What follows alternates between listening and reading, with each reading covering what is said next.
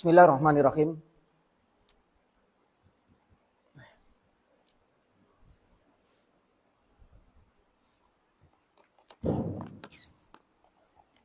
Bismillahirrahmanirrahim. Assalamualaikum warahmatullahi wabarakatuh.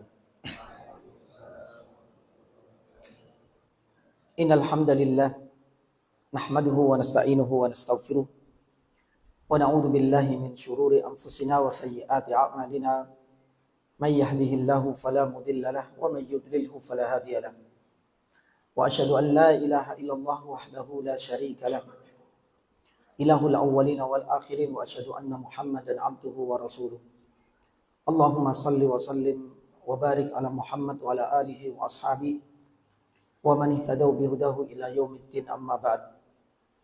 Allahumma inna nas'aluka khaira ma fi hadhihi al-lailah wa khaira ma ba'daha wa na'udzu bika min syarri ma fi hadhihi al-lailah wa syarri ma ba'daha. Allahumma sallimna ila Ramadan wa sallim lana Ramadan wa tasallamhu minna mutaqabbalan. Jamaah dirahmati Allah, alhamdulillah. Malam hari ini Allah Subhanahu wa taala kembali perjumpakan kita di tempat ini guna untuk membuka insyaallah taala lembaran pertama dari tafsir serta tadabbur dari surat Al-Bayyinah. Surat Al-Bayyinah ini kalau kita lihat dari surat-surat sebelumnya yang sudah kita hafalkan memang agak sedikit berbeda. Mulai dari penyebutan ahlul kitab, dan ini nanti insya Allah cukup panjang kita bahas. Pun demikian jumlah kalimat dan hurufnya lebih banyak bila dibandingkan dengan surat-surat sebelumnya atau mungkin barangkali surat-surat setelahnya. Maka kalau kita melihat secara kasat mata ada penyebutan ahlul kitab, ayatnya juga agak terasa lebih panjang. Ini memang menjadi indikator kenapa tidak sedikit di kalangan para ulama yang menyatakan surat Al-Bayyinah termasuk surat Al-Madaniyah. Dan insya Allah ini nanti kita akan bahas lebih rinci bi'idznillah ta'ala. Karena kita baru masuk pada muqaddimah, maka ada 5 poin sebagaimana yang biasa kita sampaikan di awal membahas surat, sebagaimana yang sudah kita bahas pada surat-surat yang lain. Jemaah dirahmati Allah Subhanahu wa taala, ada 5 poin yang kita sampaikan. Yang pertama nanti kita akan sampaikan nama-nama surat dari Al-Bayyinah itu sendiri. Kemudian nanti kita akan bahas jumlah ayatnya, apakah memang ada perbedaan di kalangan para ulama. Yang ketiga adalah status dari surat ini sendiri. Kemudian yang ketiga, adakah sabab nuzulnya yang melatar belakangi surat ini akhirnya Allah Subhanahu wa taala turunkan. Baru kita akan masuk pada keutamaan, dan ini adalah 5 poin sebagai muqaddimah sebelum kita masuk pada ayat yang pertama, lam yakunil ladzina kafaru min ahlil kitab. Jamaah dirahmati Allah Subhanahu wa taala. Yang pertama adalah nama surat itu sendiri. Nama surat dari Al-Bayyinah ini sangat beragam dan sangat banyak. Ada yang mengatakan 8, bahkan lebih dari itu di kalangan para ulama ada yang menyatakannya. Akan tetapi pada kesempatan malam hari ini kita hanya menyebutkan 6 saja. Dan insya Allah itu yang cukup masyhur di kalangan para ulama ilmu tafsir. Nama yang pertama yang masyhur di kalangan kita itu adalah surat apa? Al-Bayyinah itu sendiri. Itu masyhur di kalangan kita. Namun di kalangan para ulama ilmu tafsir ternyata tidak cukup banyak yang mencantumkan nama ini sebagai judul di dalam kitab tafsir mereka. Ya. Jadi surat Al-Bayyinah ini hanya beberapa ternyata di dalam kitab tafsir yang disusun oleh para ulama. Salah satu yang menggunakan nama surat Al-Bayyinah itu adalah Imam Al-Baghawi rahimahullahu ta'ala di dalam tafsirnya. Dan di antara yang lain itu adalah Imam Ibnul Jauzi dalam Zadu Al-Masirnya. Memang ternyata tidak terlalu banyak di kalangan para ulama ilmu tafsir yang menggunakan nama ini. Sekalipun surat Al-Bayyinah masyhur di kalangan kita dan masyarakat Indonesia. Kemudian nama yang kedua, jamaah dirahmati Allah, itu menggunakan dan mengutip ayat yang pertama meskipun tidak utuh. Lam yakunil ladina kafaru. Ya, ini adalah nama yang kedua. Ya, nama yang kedua ini didasarkan pada hadis sahih disebutkan dalam Sahih Bukhari dan Sahih Muslim dari riwayat Anas bin Malik radhiyallahu taala anhu. Ya, dan ini menunjukkan keutamaan Ubay ibnu Ka'ab. Rasulullah Shallallahu Alaihi Wasallam pernah memanggil dan menyampaikan kepada Ubay ibnu Ka'ab, Innallaha amarani an aqra'a alaika lam yakunil ladina kafaru. Hadisnya sahih, disebutkan dalam Bukhari dan Muslim. Sahih Bukhari dan Sahih Muslim. Lam yakunil ladina kafaru. Rasulullah menyampaikan kepada Ubay, wahai Ubay, sesungguhnya amaroni, innallaha amaroni, sesungguhnya Allah memerintahkanku an aqra'a alaika, untuk membacakan kepadamu. Surat apa? Rasulullah tidak menyebutkan surat Al-Bayyinah, tapi lam yakunil ladina kafaru. Ubay merasa terheran-heran. Apakah mungkin Allah Subhanahu wa taala menyebut namanya di hadapan Rasulullah sallallahu alaihi wasallam? Padahal Al-Quran diturunkan untuk Nabi Shallallahu Alaihi Wasallam. Bagaimana mungkin? Makanya Ubay ibnu Ka'ab radhiyallahu taala anhu ingin menegaskan kembali kepada Rasulullah, ya Rasulullah, hal sammani lak. Apakah Allah Subhanahu Wa Taala menyebut namaku di hadapanmu? Dia merasa heran. Bagaimana mungkin?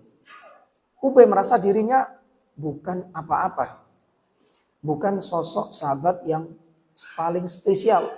Bagaimana mungkin Allah Subhanahu wa taala menyebut namaku? Bahkan Allah memerintahkan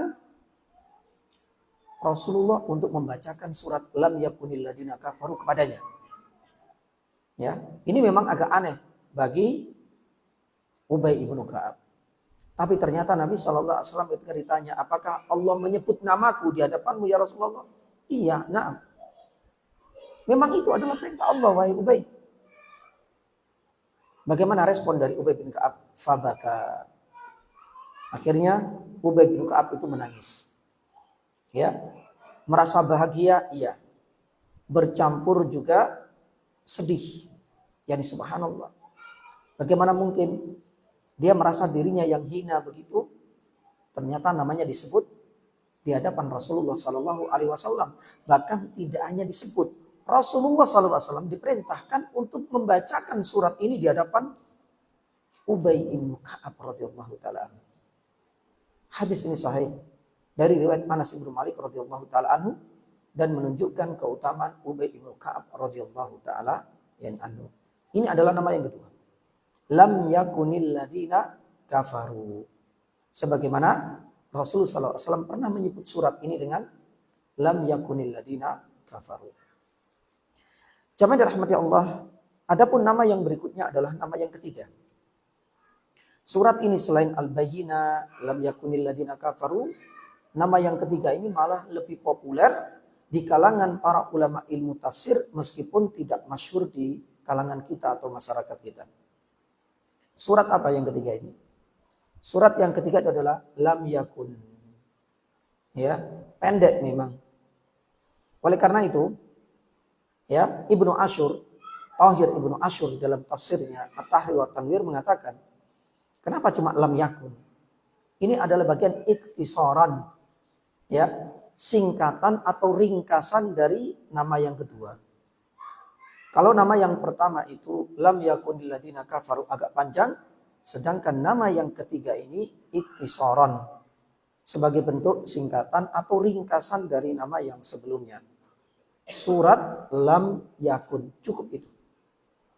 Ternyata subhanallah, kalau kita telisik lebih dalam, ya, malah nama ini lebih populer sebenarnya di kalangan para ulama ilmu tafsir. Hal ini bisa dibuktikan. Para ulama ilmu tafsir, semisal Ibnu Katsir rahimahullah ta'ala menggunakan nama ini. Pun demikian Imam As-Suyuti. Pun demikian dengan Imam Asy-Syaukani.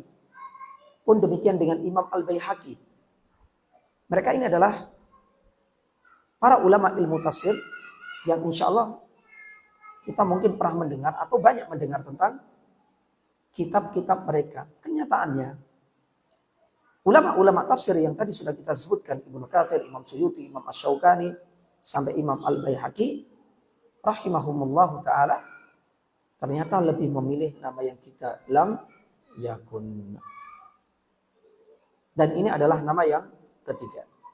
Adapun nama yang keempat, jamaah dirahmati Allah, ini kurang populer.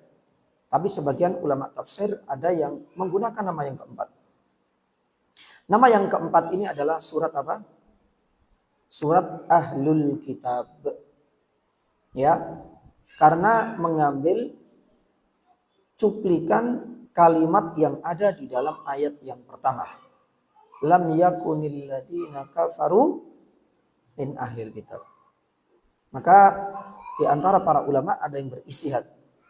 Nama lain dari surat Al-Bayyinah ini adalah surat Ahlul Kitab. Ini nama yang keempat. Adapun nama yang kelima, ya, di kalangan para ulama ada yang menyebut surat ini dengan surat Al-Bariyah. Surat apa? Al-Bariyah. Ada nggak di dalam surat Al-Bayyinah ini? Ada. Dan disebutkan dua kali. Di ayat yang ke-6 dan ayat yang ke-7. Di ayat yang ke-6 Allah SWT firman tentang orang-orang kafir. Syarrul bariyah. Sedangkan ayat yang ke-7 tentang orang mukmin. Khairul bariyah. Karena disebut ini dua kali. Di dalam Al-Quran. Maka Al-Bariyah ini sebagian di kalangan para ulama ilmu tafsir menjadikannya sebagai nama surat. Dan ini adalah nama yang kelima. Setelah Ahlul Kitab ada di ayat yang pertama, Al-Bariyah ada di ayat yang ke-6 dan yang ke-7. Adapun nama yang terakhir kita cukupkan sampai 6 saja. Nama yang ke-6 ini jamaah rahmati Allah disebut dengan surat Al-Infikak. Al-Infikak. In-F-I-K-A-K. Al-Infikak. Ini diambil dari surat Al-Bayyinah ayat yang pertama, yaitu kalimat munfakina. Munfakina hatta ta'tiyahumul bayyinah. Munfakina itu artinya terpecah belah. Makanya kemudian beberapa ulama ada yang beristihad, nama lain dari surat ini adalah surat Al-Infikak. Mengikuti wazan Al-Infial seperti Al-Infitor. Ya, Al-Infitor ada surat yang kita kenal dan insya Allah suatu saat mudah-mudahan bisa kita sampaikan. Nah, ini ada yang mengatakan surat Al-Infikak diambil dari ayat yang pertama kalimat munfakina. Cuma dirahmati Allah Subhanahu wa taala, masih ada nama-nama lain, tapi paling tidak cukup 6 surat ini, 6 nama ini untuk memperkaya wawasan kita. Ternyata di antara para ulama memiliki banyak sekali ijtihad. Ada kalanya hal itu ya disandarkan pada hadis sebagaimana lam yakunil ladina kafaru, dan nama-nama yang tadi sudah kita sebutkan ada kalanya itu adalah hasil dari ijtihadnya para ulama ilmu tafsir sendiri. Ada yang masyhur di kalangan para ulama ilmu tafsir, ya, meskipun tidak masyhur di kalangan kita. Ada yang masyhur di kalangan kita ternyata tidak terlalu masyhur dan terkenal di kalangan para ulama ilmu tafsir. Baik, jamaah dirahmati Allah, ini yang pertama. Kemudian faedah yang kedua adalah jumlah ayat dari surat Al-Bayyinah. Kita menyebut surat Al-Bayyinah ini karena memang sangat masyhur di kalangan kita. Berapa jumlah ayat dari surat Al-Bayyinah ini? Ternyata ada silang pendapat di kalangan para ulama. Kalau kita lihat di dalam mushaf kita berapa? 8, ya. Para ulama salah satunya adalah ya Imam atau Syekh At-Tahir Ibnu Asyur dalam tafsirnya, jumhur para ulama Makki, Madani, Kufi, Hijazi, Syami mengatakan jumlah ayatnya itu adalah 8. Sebagaimana yang kita jumpai di dalam mushaf cetakan kita. Itu yang masyhur. Dari kalangan para ulama yang tersebar, mulai dari Makki, Madani, Syami, Hijazi, sampai kemudian Kufi, semua mengatakan 8 ayat. Adapun ada pendapat yang kedua, bahwa surat Al-Bayyinah ini terdiri dari berapa? Lebih sedikit apa lebih banyak dari 8? Lebih banyak, yaitu 9 ayat. Tapi ingat, berkali-kali kita sampaikan, gak ada tambahan ayat. Hanya ada satu ayat yang akhirnya dipecah menjadi 2 ayat. Akhirnya dari 8 membengkak menjadi 9 ayat. Nah, pendapat yang kedua yang mengatakan surat ini terdiri dari 9 ayat itu adalah para ulama yang berasal dari kota Basrah. Makanya para ulama Al-Basriyun mengatakan bahwasanya jumlah ayat dari surat Al-Bayyinah itu ada 9. Lantas manakah ayat ya yang akhirnya dipisah menjadi 2 ayat? Ayat tersebut itu adalah ayat yang kelima. Kalau kita baca di ayat yang kelima, apa ayat yang kelima? Wama umiru illa liya'budullaha mukhlisina titik. Ini menjadi ayat yang kelima. Ya, hunafa wa yuqimus shalat, sampai akhir dari ayat ini itu menjadi ayat yang ke-6. Maka otomatis ya ayat-ayat berikutnya itu akan berubah penomoran ayatnya. Ya, maka ketika satu ayat dibagi menjadi 2, otomatis yang sebelumnya 8 menjadi berapa? 9. Dan itu ada di ayat yang kelima. Wa ma umiru illa liya'budullaha mukhlishina lahuddin. Ini menjadi ayat yang terpisah, baru lanjutannya hunafa menjadi ayat yang berikutnya. Taib jamaah dirahmati Allah Subhanahu wa taala. Berkali-kali kita sampaikan bahwasanya adanya perbedaan jumlah ayat ini, satu, tidak sampai merubah satupun huruf. Tidak ada tambahan, tidak ada pengurangan huruf satupun. Ya, adapun asal muasal dan sebab perbedaan jumlah ayat di kalangan para ulama ilmu tafsir itu dikarenakan ya terkait berhenti dan tidaknya, atau kita kenal dengan waqaf dan ibtida Rasulullah Shallallahu Alaihi Wasallam ketika membaca surat. Karena Nabi Shallallahu Alaihi Wasallam ya hampir selama 10 tahun tinggal di kota Madinah, ya, dan itu seringkali membaca ayat-ayat dan surat-surat itu di dalam sholat, kadang-kala di luar sholat. Nah, ketika Rasulullah membaca, terkadang berhenti pada pertengahan ayat, terkadang Rasulullah SAW menyambungnya. Maka disinilah para sahabat itu ada yang mendapati di saat Rasulullah berhenti di tengah ayat, berarti ini menjadi ayat yang terpisah. Tapi di suatu saat Rasulullah SAW kadang-kala menyambung, didengar oleh para sahabat yang lain. Maka dianggap itu adalah satu surat dan satu apa? yakni satu ayat. Maka perbedaan ini sebenarnya kembali kepada berhenti dan tidaknya bacaan Rasulullah ketika tilawatil Quran. Taib jamaah dirahmati Allah, ini adalah poin yang kedua. Poin yang ketiga, ya, di antara faedah yang bisa kita petik di muqaddimah ini adalah tentang status dari surat ini. Surat ini ada 2 pendapat di kalangan para ulama ilmu tafsir. Ada yang mengatakan surat ini adalah Makkiyah. Ya, Makkiyah.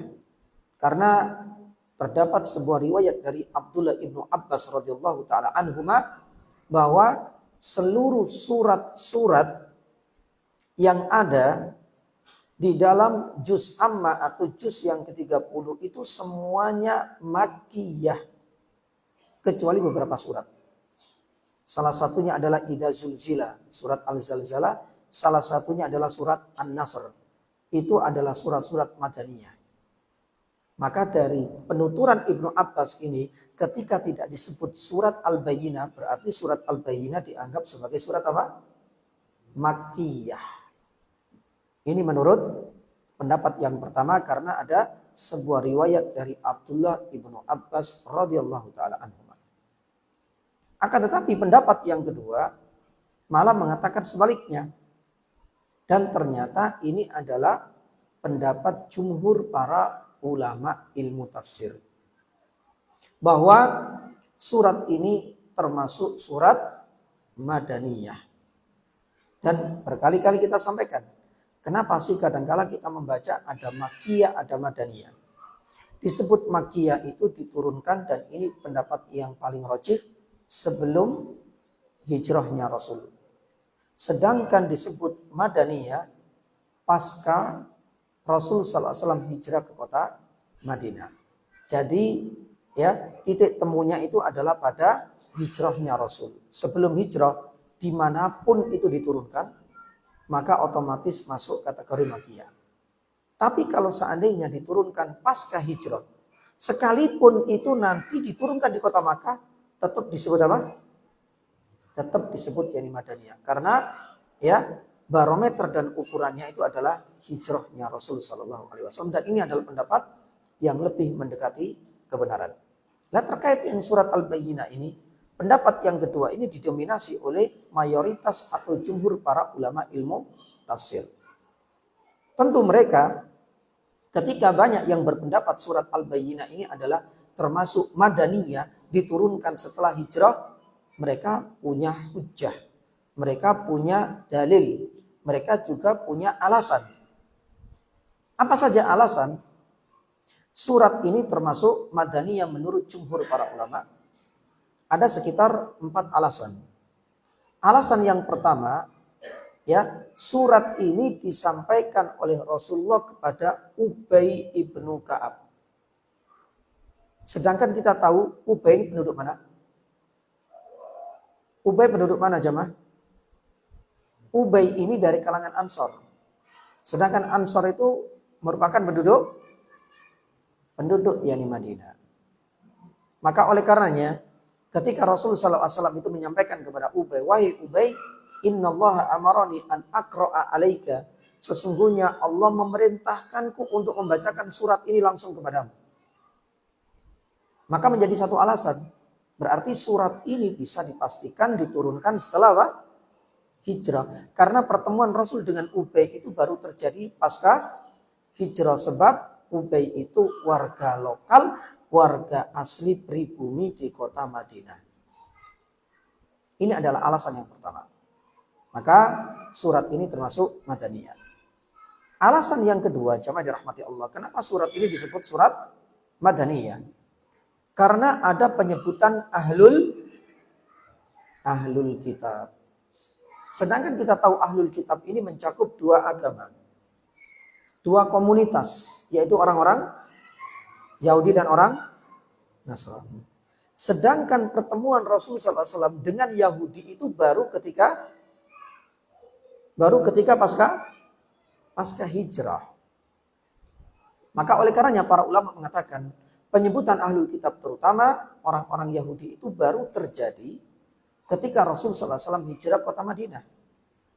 Makanya kalau kita buka dalam sejarah, Rasul Shallallahu Alaihi Wasallam ketika berjumpa dengan penduduk Madinah ini ternyata majemuk, ternyata mereka beragam. Jangan kira mereka ini adalah orang-orang Muslim semuanya, tidak. Ada di antara mereka yang Muslim, ya, dari golongan penduduk asli pribumi yang kemudian dikenal dengan Ansor. Ya, sebagian mereka ini Muslim tapi pengungsi dari kota Makkah yang dikenal dengan Muhajirin. Ini adalah orang-orang Muslim. Ternyata nggak semuanya Muslim. Ketika datang pertama kali ada di antara mereka yang masih menyembah kepada berhala. Yaitu dari siapa? Suku Aus dan suku Khazraj yang belum masuk Islam. Mereka masih melestarikan penyembahan terhadap berhala. Jadi ada yang kafir. Bahkan di antara mereka, lah di sini ada komunitas orang-orang Yahudi. Dan pertemuan pertama kali Nabi SAW dengan orang Yahudi itu pasca hijrahnya beliau Shallallahu Alaihi Wasallam ke kota yani Madinah. Makanya Nabi Shallallahu Alaihi Wasallam tahu betul kondisi orang-orang Yahudi ketika berada di kota Madinah itu sebagai penguasa. Meskipun bukan yakni penguasa dalam artian pemimpin kota Yathrib atau kota Madinah di saat itu, tapi penguasa segala sektor. Mulai dari ekonomi, yang menguasai itu adalah orang Yahudi. Ya, mulai dari produksi, mereka adalah penguasanya. Mulai dari bidang peternakan, mereka pun para penguasanya. Makanya kalau seandainya kita melihat orang-orang Yahudi itu memang komunitas jumlah mereka itu sedikit. Namun kenyataannya mampu menguasai apa? Dunia dalam berbagai sektor, termasuk sektor ekonomi. Makanya Nabi SAW ketika pertama kali ke kota Madinah, itu ada 3 langkah strategis yang dilakukan oleh beliau. Yang pertama itu adalah membangun Masjid Nabawi. Karena ini menjadi center untuk ibadah, pusat yakni juga untuk yakni sosial, dan pusat juga untuk dakwah. Langkah yang kedua apa? Mempersaudarakan antara Muhajirin dengan Ansor. Sedangkan yang terakhir apa? Nabi SAW membatasi ruang gerak terutama orang-orang Yahudi yang sebelumnya itu mengkapitalisasi, ya, mereka itu menguasai segala sektor. Maka Nabi SAW ingin membatasi ruang gerak mereka dengan lahirlah Piagam apa? Piagam Madinah. Karena mereka kalau dibiarkan akan rusak. Karena mereka punya sifat dan karakter yang buruk. Maka dari sini jamaah dirahmati Allah, nanti kita akan sampaikan lebih rinci mengenai ahlul kitab di saat kita masuk ayat yang pertama. Intisarinya, alasan yang kedua para ulama, kenapa surat ini lebih identik dengan Madaniyah, karena ada penyebutan ahlul kitab, terutama orang Yahudi, dan itu baru dijumpai oleh Rasulullah di kota Madinah. Alasan yang ketiga, ya, kenapa ini lebih identik dengan Madaniyah? Karena di dalam surat ini jamaah dirahmati Allah disebutkan tentang beberapa hukum syariat. Dan kita tahu jamaah dirahmati Allah, salah satu karakteristik surat-surat Madaniyah itu adalah sudah mulai berbicara tentang hukum yakni syariat. Salah satunya adalah hukum tentang status ahlul kitab. Status ahlul kitab Yahudi dan Nasrani itu bukan muslim dan bukan mukmin. Nanti kita akan sampaikan lebih rinci. Tapi Allah Subhanahu wa taala bahkan menyebut mereka di awal surat lam yakunil ladina kafaru. Allah yang menyebut mereka ahlul kitab Yahudi dan Nasrani itu adalah orang-orang apa? Kafir. Ya, ini adalah salah satu hukum yang Allah Subhanahu wa taala sematkan kepada ahlul kitab Yahudi dan Nasrani. Ya, nanti kita akan bahas lebih rinci. Tapi intisarinya dari adanya hukum syariat inilah yang menunjukkan karakteristik dan ciri khas surat apa? Surat Madaniyah. Ya, adapun alasan yang terakhir yang keempat para ulama ada yang mengatakan surat ini agak sedikit lebih panjang daripada ya surat-surat sebelumnya yang biasanya ayatnya pendek. Makanya kalau kita lihat ini saja di ayat yang terakhir dari surat Al-Bayyinah awalnya apa? Ayat yang terakhir, yang ke-8 apa? Hah? Coba kita lihat. Ya. Ini cukup panjang bila dibandingkan dengan ayat-ayat sebelumnya. Padahal sebelumnya kita baca ya, idza zulzilatil ardu zilzala, pendek. Sebelumnya juga sama, pendek semua. Narun hamiyah wal kafirun alhaqumut takatsur. Apalagi inna a'tainakal kautsar. Fasholli rabbika wanhar. Pun demikian surat An-Nas. Ini lebih pendek. Sedangkan surat Madaniyah itu identik dengan panjangnya ayat. Dan itu bisa kita jumpai pada ayat yang terakhir dari surat Al-Bayyinah. 4 alasan inilah jamaah dirahmati Allah yang dijadikan sebagai hujjah mayoritas para ulama ilmu tafsir bahwasanya surat ini lebih identik dengan ya surat-surat Madaniyah. Tadi disebutkan sosok Ubay bin Ka'ab dan pertemuan Rasulullah dengan Ubay baru terjadi ketika Rasulullah hijrah. Yang kedua, penyebutan ahlul kitab dan pertemuan Rasulullah dengan orang Yahudi baru terjadi pasca hijrah. Yang ketiga, sudah membahas tentang hukum syariat. Dan kita tahu hukum syariat terutama untuk ahlul kitab, nanti kita akan bahas lebih rinci, itu baru terjadi pasca hijrah. Dan yang terakhir alasannya, ada beberapa ayat yang cukup panjang bila dibandingkan dengan ayat-ayat Makkiyah. Wallahu ta'ala a'lam. Inilah ya 4 alasan yang dijadikan sebagai hujjah bagi para ulama dan mayoritas mereka ya bahwa surat ini termasuk Madaniyah. Setelah ada nanti kita akan sampaikan ya subtopik yang keempat, yaitu sebab nuzul, ada ataukah tidak ada. Baru kemudian keutamaan dari surat Al-Bayyinah. Tafadhal Bang.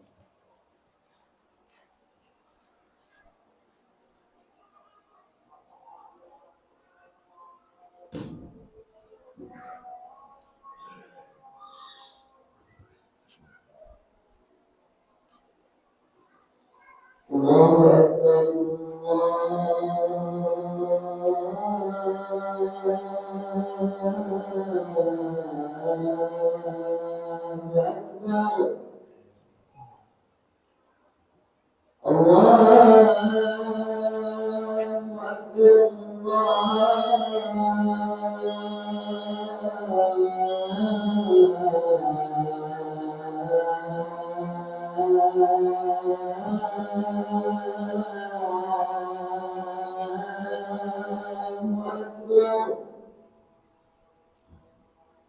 أشهد أن لا إله إلا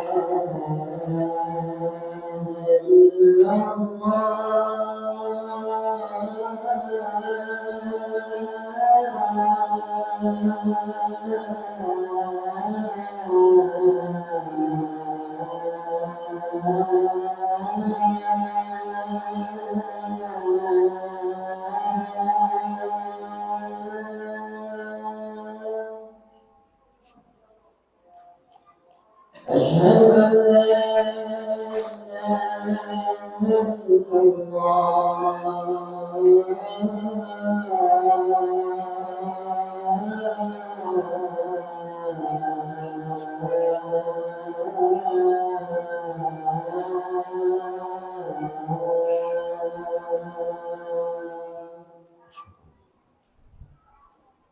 أشهد أن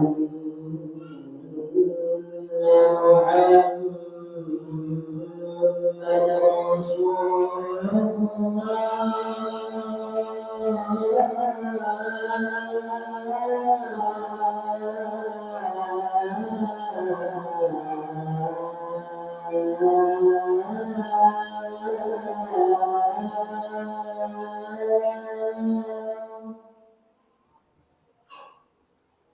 أشهد أن محمدا رسول حي على حي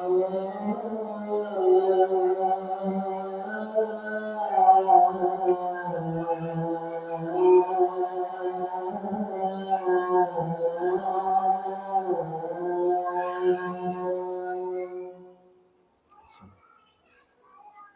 على الفلاح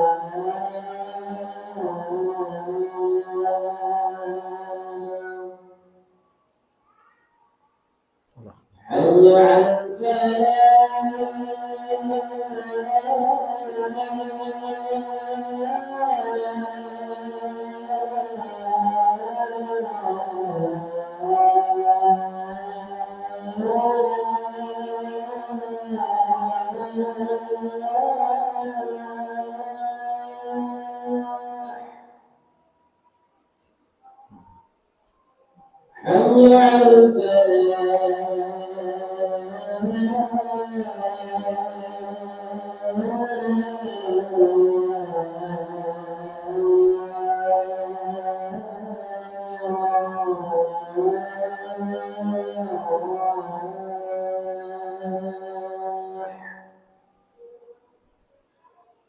الله أكبر الله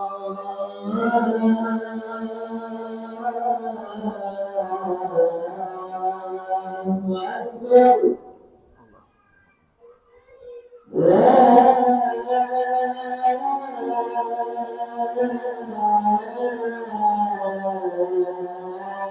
إله إلا الله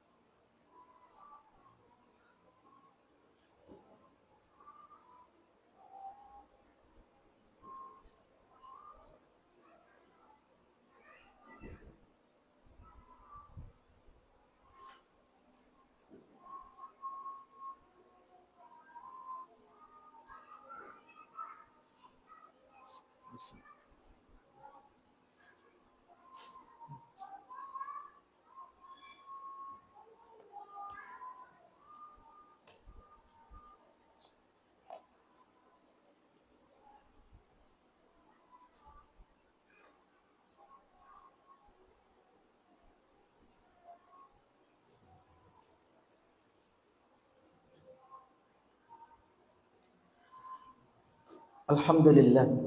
Alhamdulillahilladzi hadana li hada wa ma kunna linahtadiya laula an hadana Allah. Wa asyhadu an la ilaha illallah wa asyhadu anna Muhammadan abduhu wa rasuluh. Jamaah dirahmati Allah.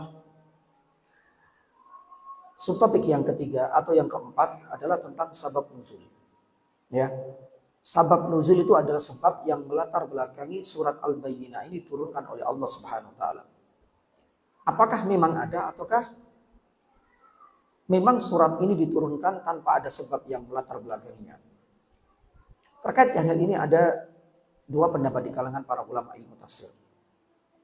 Ada yang mengatakan bahwasanya surat ini memiliki sebab nuzul. Ya.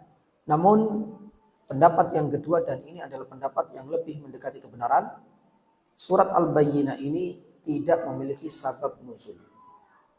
Apakah itu mungkin? Sangat mungkin sekali, dan seringkali kita sampaikan bahwa mayoritas surat yang ada di dalam Al-Quran, jamaah dirahmati Allah, itu Allah Subhanahu wa taala turunkan tanpa ada kisah dan peristiwa yang melatar belakanginya. Itu malah didominasi oleh ayat-ayat dan surat yang tidak ada sabab nuzulnya. Makanya Syekh Muhammad bin Shalih Al-Utsaimin, sebagaimana dulu pernah kita sampaikan, menyebutkan bahwasanya Al-Quran itu berdasarkan adanya sebab atau tidak itu dibagi menjadi dua. Yang pertama disebut dengan sababi. Memang ada ayat atau surat yang diturunkan setelah ada peristiwa yang melatar belakanginya. Makanya ada sabab nuzulnya. Namun ada jenis yang kedua disebut dengan ibtidai. Disebut ibtidai itu artinya memang Allah turunkan sengaja tanpa ada sebab dan peristiwa sebelumnya. Memang Allah Subhanahu wa taala turunkan dan itu tidak dipengaruhi oleh peristiwa dan kisah sebelumnya yang melatar belakanginya. Dan kata Syekh Utsaimin rahimahullah taala, kalau kita kalkulasi berdasarkan prosentasenya, manakah ayat atau surat yang paling banyak? Masuk kategori pertama, ada sabab nuzulnya, ataukah yang kedua ibtidai di mana tidak ada sabab nuzulnya? Ternyata Syekh Muhammad bin Shalih Al-Utsaimin lebih banyak kategori yang kedua. Maka oleh karenanya jamaah yang dirahmati Allah, kalau kita baca asbabun nuzul yang dikarang oleh para ulama, kitab yang memuat tentang sebab turunnya ayat atau surat, itu nggak sampai berjilid-jilid. Rata-rata itu tipis banget suratnya atau karangan dan bukunya. Kenapa? Karena jumlah ayat atau surat yang ada sebab nuzulnya itu sedikit bila dibandingkan ayat atau surat yang tidak ada sebab nuzulnya. Oleh karena itu, kalau kita lihat cetakan terbaru Mushaf Madinah, ya, itu biasanya, dan ini sudah ada terjemahnya juga ya, itu biasanya disisipkan pula sebab nuzul, berarti satu paket. Ya, biasanya ada cetakan yang itu disisipkan tafsir muyasar, tafsir ringkas, dan kadang-kala disisipkan asbab nuzul dengan mengacu kepada kitab yang dikarang oleh Imam As-Suyuti. Karena memang enggak banyak ayat-ayat yang memiliki sebab nuzul. Bahkan Syekhul Islam Ibnu Taimiyah rahimahullah di dalam kitabnya Muqaddamah fi Ushul Tafsir menyebutkan dari semua riwayat yang membahas tentang sabab nuzul enggak semuanya juga valid dan sahih. Jadi harus teliti, dianalisa lebih dalam. Karena sabab nuzul itu kata Syekhul Islam Ibnu Taimiyah seperti hadis. Jadi musnad harus punya sanad yang jelas. Kalau seandainya sanadnya itu enggak valid, maka berarti tidak bisa diterima. Ini kaitannya dengan apa? Turunnya ayat. Jadi enggak boleh dikarang. Sebab dan peristiwa yang melatar belakangi surat itu diturunkan harus benar-benar valid sanadnya. Makanya kata Syekhul Islam Ibnu Taimiyah, meskipun kita jumpai banyak riwayat, tapi toh tidak semuanya apa? Sahih atau valid. Maka bisa dibilang lebih sedikit lagi sebab nuzul dari ayat atau surat yang Allah Subhanahu wa taala turunkan. Oleh karena itu jamaah dirahmati Allah Subhanahu wa taala, pendapat yang lebih mendekati kebenaran untuk poin yang keempat ini, surat Al-Bayyinah tidak memiliki sabab nuzul. Meskipun pesan-pesan yang bisa kita jumpai di dalam surat ini sangat banyak. Ya, salah satunya adalah hukum syariat untuk orang-orang ahlul kitab. Salah satunya juga sebagai bentuk bantahan bahwasanya kita harus baro'ah. Baro'ah artinya apa? Berlepas diri dari keyakinan orang-orang musyrikin. Salah satunya pesan yang bisa kita petik, dan ini nanti kita akan sampaikan, sedikit mempelajari ilmu apa? Kristologi. Ya, dalam surat ini menunjukkan tanda-tanda kenabian siapa? Rasulullah Sallallahu Alaihi Wasallam. Karena hatta ta'tiyahumul bayyinah. Apa arti bayyinah ini? Para ulama ilmu tafsir nanti kita akan sampaikan. Ya, orang-orang kafir pun demikian Yahudi dan Nasrani apalagi yang diberikan kitab suci Injil dan Taurat, tanda-tanda kenabian itu sudah mereka fahami, mereka pun sudah mengerti, dan mereka juga lagi sedang menunggu kedatangan Nabi akhir zaman dengan tanda-tanda yang ada di dalam Taurat dan Injil. Nanti kita akan sampaikan. Banyak tanda-tanda kenabian. Ya, termasuk di dalam kitab Taurat. Ya, terutama di kitab Kejadian. Apa itu kitab Kejadian? Nanti kita akan sampaikan. Ada juga di dalam Injil. Ada di Yesaya dan beberapa ayat-ayat yang lain. Tanda-tanda kenabian Rasulullah SAW sudah nyata. Makanya Allah Subhanahu wa taala firman, ya'rifunahu kama ya'rifuna abna'ahum. Jadi orang Yahudi itu sudah benar-benar menunggu kedatangan Rasulullah. Sampai tahu betul karakter sifatnya dari mana Rasulullah itu akan diutus, dari kota apa, itu sudah termaktub. Akan tetapi giliran ketika Rasulullah nanti itu sudah benar-benar diutus, loh kok ternyata mereka adalah orang yang paling tidak menerima kehadiran Rasulullah sebagai Nabi akhir zaman. Salah satu sebab utama mereka itu karena apa? Hasad, disebabkan Rasulullah bukan berasal dari garis Nabi Ishak, tapi dari Nabi Ismail alaihissalam. Nanti kita akan bahas. Lah disinilah kemudian di ayat yang pertama apa yang bisa kita petik? Lam yakunil ladina kafaru. Dulu mereka sepakat nunggu-nunggu. Giliran kemudian Nabi sallallahu alaihi wasallam diutus munfakin. Ternyata mereka apa? Terpecah belah. Mereka nggak mau, mereka mengingkari, mereka menolak kehadiran Rasul sallallahu alaihi wasallam. Itulah yang terjadi hingga sampai hari ini dan sampai nanti akhir kiamat. Mereka tidak akan mau menerima kehadiran Nabi sallallahu alaihi wasallam sebagai nabi akhir zaman kecuali orang-orang yang diberikan hidayah oleh Allah Subhanahu wa taala kepada mereka. Nah, ini semua adalah pesan-pesan yang sangat indah. Ya, dan disinilah nanti kita akan lebih banyak membahas tentang hukum syariat. Coba kalau kita bandingkan dengan ayat sebelumnya tentang hari kiamat, hari pembalasan, hari di mana amalan kita akan ditimbang, hari di alam barzah, ya manusia akan diazab. Itu adalah karakteristik dari surat-surat apa? Makkiyah. Tapi nanti kita membahas surat Al-Bayyinah agak sedikit berbeda. Itulah yang menjadikan alasan kenapa para ulama ilmu tafsir bahkan mayoritas mereka lebih condong bahwasanya surat Al-Bayyinah ini adalah surat Makkiyah. Baik, jamaah dirahmati Allah, nanti kita akan sampaikan lebih rinci insyaallah pesan-pesan yang bisa kita petik dari surat Al-Bayyinah terutama berkaitan dengan hukum syariat. Adapun poin yang terakhir yang kelima itu adalah tentang keutamaannya. Ya, tentang keutamaan dari surat Al-Bayyinah ini.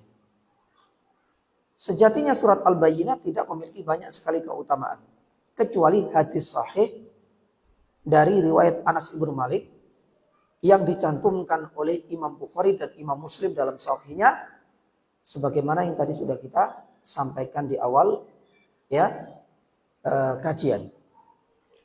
Bahwasanya keutamaan satu-satunya kalau berkaitan dengan surat ini secara khusus, secara spesifik, ya keutamaannya itu surat ini ya diperintahkan oleh Allah untuk dibacakan oleh Nabi Shallallahu Alaihi Wasallam kepada Ubay bin Ka'ab. Maka secara tidak langsung jamaah dirahmati Allah, ya ini menjadi keutamaan ya surat yang diperintahkan oleh Allah untuk dibacakan kepada selain Rasulullah. Dan secara tidak langsung ini menjadi keutamaan khusus bagi siapa?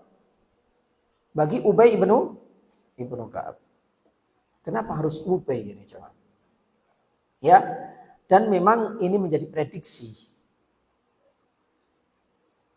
oleh kalangan para ulama.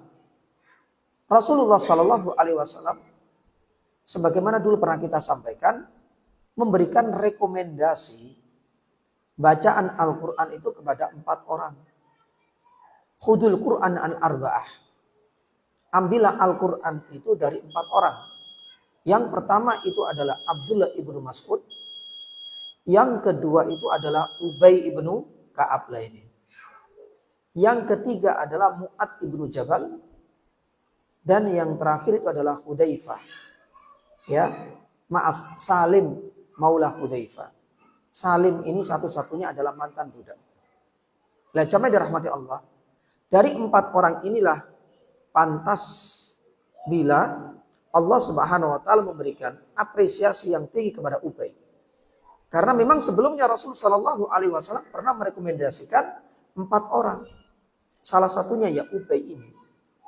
Bahkan kalau kita lihat track record ya pun demikian biografi dari Ubay bin Ka'ab, terutama pasca wafatnya Nabi Shallallahu Alaihi Wasallam, rujukan Al-Quran di kota Madinah itu adalah Ubay bin Ka'ab.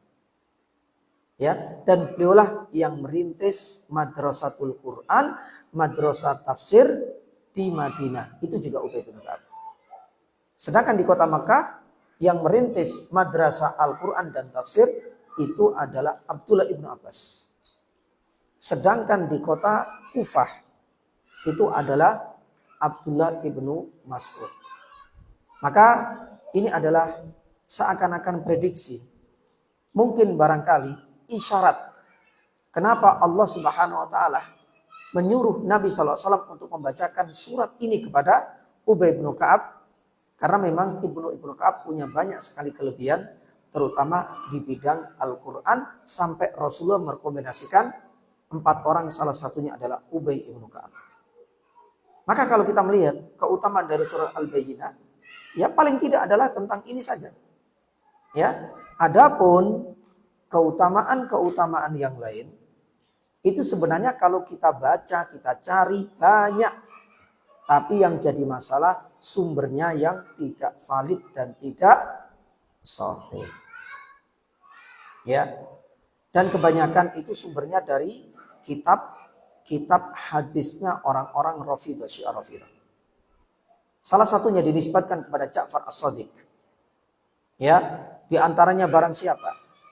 Man qara'a, barang siapa yang membaca surat lam yakunil ladina kafaru bari aminal musyrikin, akan terbebas dari orang-orang musyrik. Dan kelak nanti dihisab dengan hisaban yasirah. Tapi hadis tentang riwayat keutamaan membaca surat Al-Bayyinah ini ternyata tidak valid, palsu. Ya, ini hanya diklaim sepihak oleh orang-orang Syiah Rafidah. Barang siapa membaca ini akan terbebas dari kesyirikan dan akan dihisab dengan hisaban yasirah, dengan hisab yang ringan.